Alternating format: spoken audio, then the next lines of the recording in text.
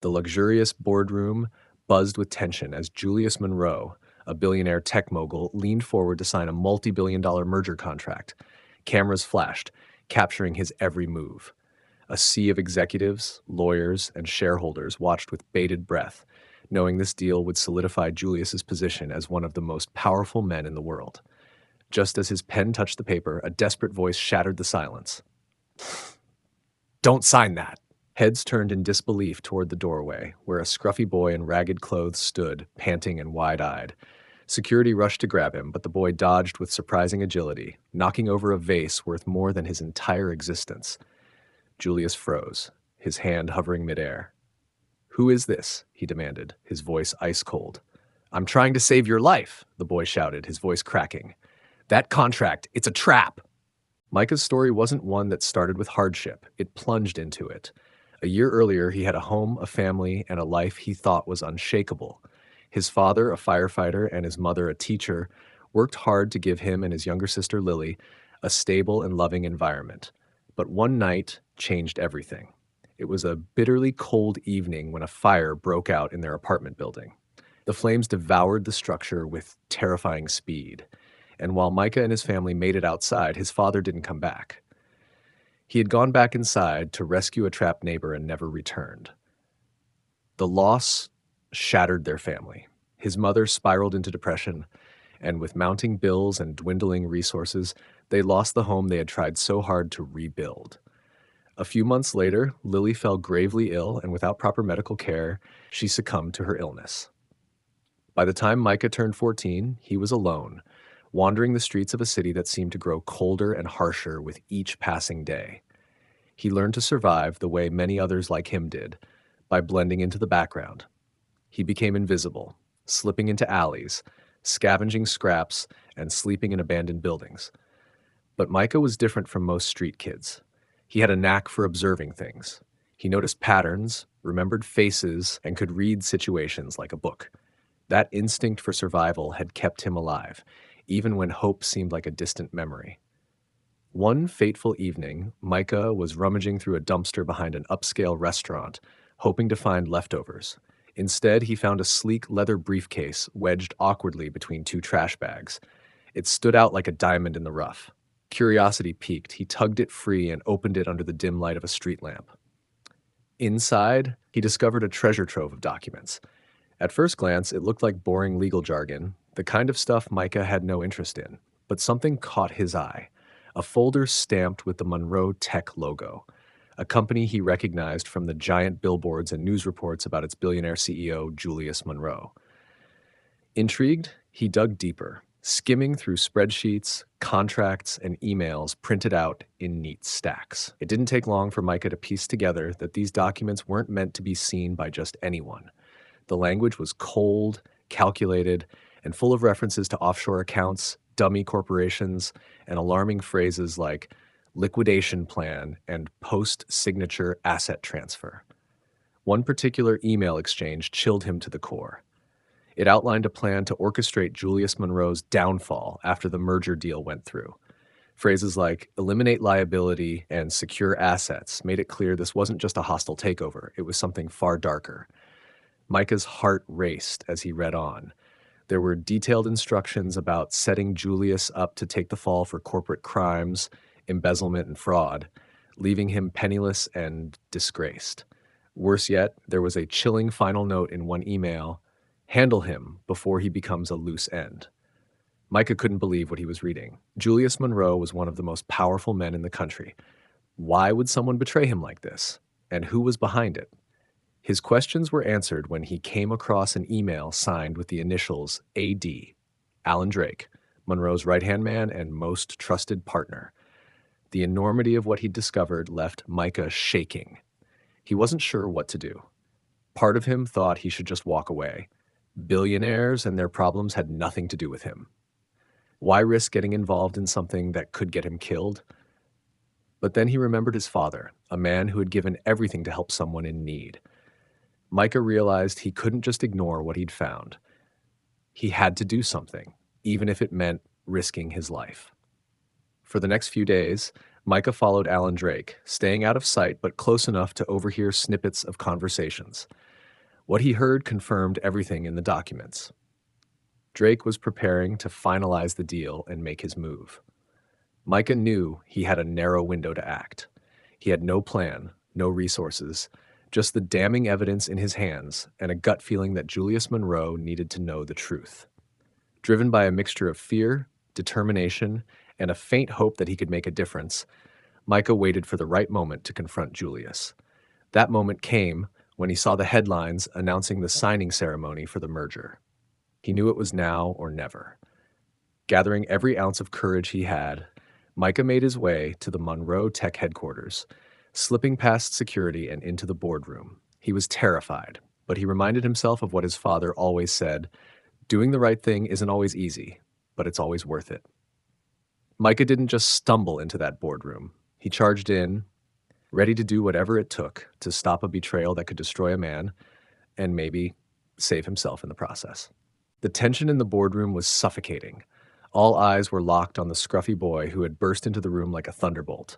The grandeur of the place, gleaming marble floors, crystal chandeliers, and the imposing mahogany table only magnified the absurdity of his presence. Micah stood out like a smudge on a spotless canvas, his ragged clothes and dirt-streaked face stark against the pristine suits and polished heels surrounding him. "Who let this child in here?" Alan Drake snapped, his tone dripping with disdain. "Get him out now." Security guards stepped forward, but Julius raised a hand to stop them. His icy blue eyes never left Micah, scrutinizing the boy as though trying to decipher a puzzle.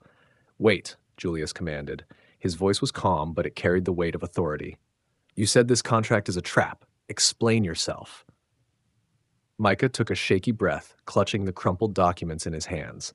He felt the weight of the moment pressing down on him. The room was silent, except for the faint hum of the air conditioning. "They're going to ruin you," Micah blurted out, his voice quivering but resolute. "That man," he jabbed a finger at Alan, who recoiled as though the accusation had physically struck him. "He's been planning this for months. I found proof in these papers. Offshore accounts, fake corporations, plans to pin everything on you after the deal is signed. They're going to take everything you've built and leave you with nothing." The room erupted into murmurs. Julius's board members exchanged uneasy glances, whispering behind hands and shaking their heads. Alan laughed, a low, bitter chuckle. "This is absurd," Alan said, his voice oozing condescension. "You're really going to entertain the delusions of some street urchin? He's probably a hired distraction sent here to derail us. Julius, this is beneath you."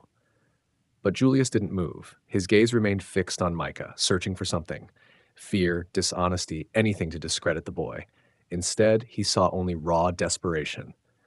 "Let him speak," Julius said, his tone sharp enough to cut through the growing noise. Micah swallowed hard and stepped closer, ignoring the intimidating stares from the executives.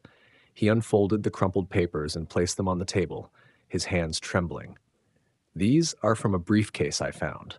It's all here. Bank transfers, emails, even a list of names of people they've already cut deals with to make this happen.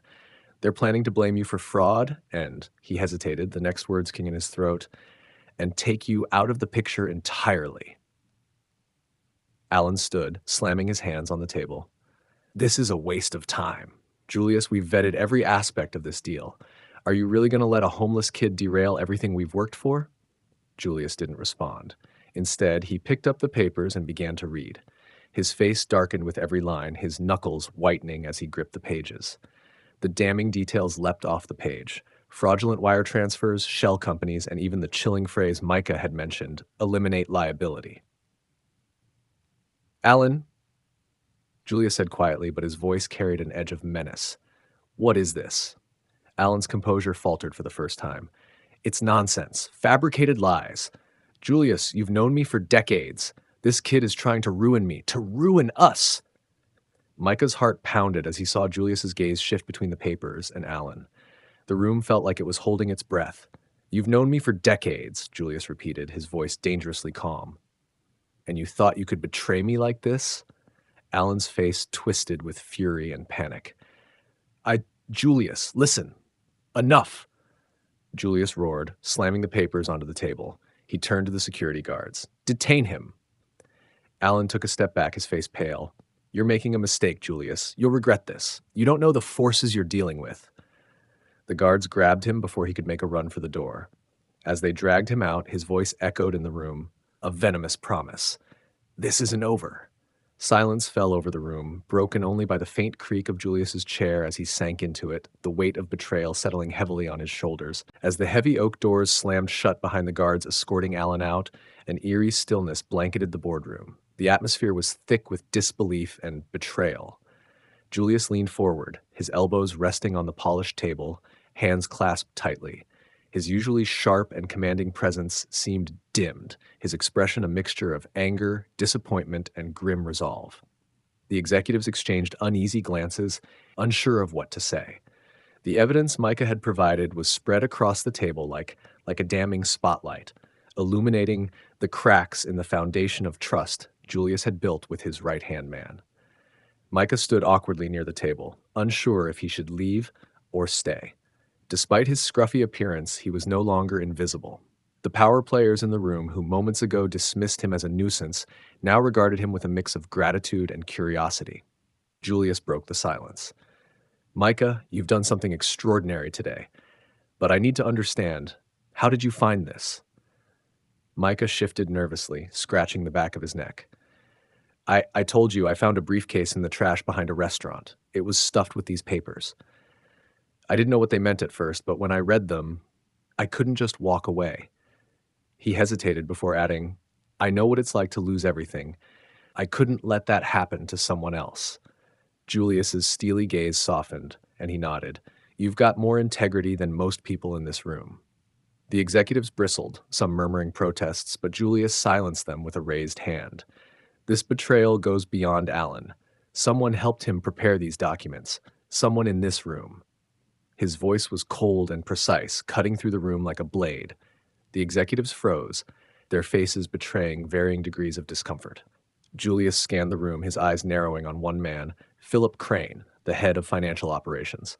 Philip swallowed hard. Julius, I didn't know the full extent. Save it, Julius snapped. You knew enough. Guards! More security personnel entered, and Philip's protests fell on deaf ears as he was escorted out. Julius exhaled heavily, running a hand through his hair. Micah, he said, turning back to the boy, you've proven yourself today. Let's talk about how we can make things right, for both of us. The early morning sunlight filtered through the floor-to-ceiling windows of Julius's private office, casting golden streaks across the polished oak desk. Micah sat stiffly in an oversized leather chair, his hands fidgeting with the hem of his tattered hoodie. The grandeur of the room overwhelmed him, the intricate bookshelf lining one wall, the abstract paintings worth more than he could imagine, and the faint aroma of freshly brewed coffee filling the air. Julius sat across from him, his usual commanding presence softened by a rare smile. He slid a cup of cocoa toward Micah, who hesitated before taking it. Drink, Julius urged gently. You've earned it. Micah took a cautious sip, savoring the warmth that spread through his chest. For the first time in years, he felt safe, seen. Yet, the weight of his uncertain future lingered. Micah, Julius began, his voice steady but kind, you saved my company and my life. That kind of courage is rare. But I need to know, what do you want? What can I do for you? The question caught Micah off guard. No one had ever asked him that before. He stared into the swirling cocoa, his thoughts a tangled mess. I just want a chance, he said finally, his voice barely above a whisper. A chance to get off the streets, to prove I can be more than this. He gestured to his ragged clothes and dirt-streaked hands. Julius leaned back, studying the boy with a thoughtful expression. You've already proven that, Micah, but I understand what you're asking. He leaned forward, his gaze intense. Here's what I propose. You'll work for me. An apprenticeship. I'll give you a place to stay, an education, and a real shot at building the future you deserve. But you'll have to work hard. No shortcuts. Micah's eyes widened. He set the cup down, his hands trembling. You'd do that? For me? Julius nodded. You've shown loyalty and integrity when no one else would. That's worth more than any degree or experience. Tears welled in Micah's eyes as he struggled to find the words. Thank you, he managed, his voice breaking. Julius smiled, standing and extending a hand. Welcome to the team, Micah. Let's build something great, together. As Micah shook his hand, hope sparked in his heart for the first time in years. This wasn't just a new beginning, it was the start of a life he'd never dared to dream of. The city skyline glimmered in the twilight, its lights reflected in the glass walls of Julius's newly renovated boardroom.